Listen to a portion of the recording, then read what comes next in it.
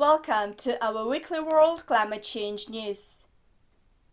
Recently, an investigation by the environmental charity Hubbub and nature charity the Fairyland Trust found evidence that 83% of the material in the Halloween costumes is oil-based plastic, equivalent to 83 million plastic bottles.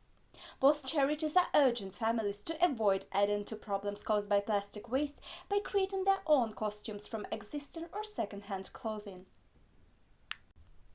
Last week, the worst forest fires in a decade have raged through Lebanon.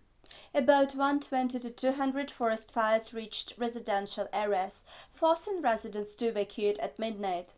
Cyprus sent helicopters, Greece and Jordan offered to send their help, and the United Nations Interim Force have joined the efforts. The Red Cross has identified that 18 people have been hospitalized. 88 received emergency medical care, and hundreds have lost their homes. Late on Friday and early Saturday, Tropical Storm Nestor spawned a string of tornadoes that damaged homes, uprooted trees, and overturned vehicles as it moved inland over the Florida Panhandle from the Gulf of Mexico. This weekend, the storm is expected to produce 2 to 4 inches of rain across the southeastern United States. El Niño is a naturally occurring band of warm water found in the eastern and central Pacific that can cause extreme weather events like floods, droughts, and severe storms.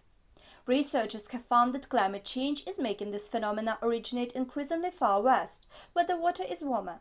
This can cause them to be more extreme. A wildfire that broke out on Monday near Los Angeles' wealthy Pacific Palisades area threatened around 200 homes and injured 2 people. The evacuation order was lifted around 8 p.m. on Monday, but residents were told to remain alert.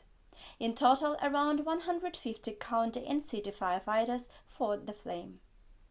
With the climate policy in the heart of his re-election campaign, Justin Trudeau was re-elected as Prime Minister of Canada, despite losing the popular vote.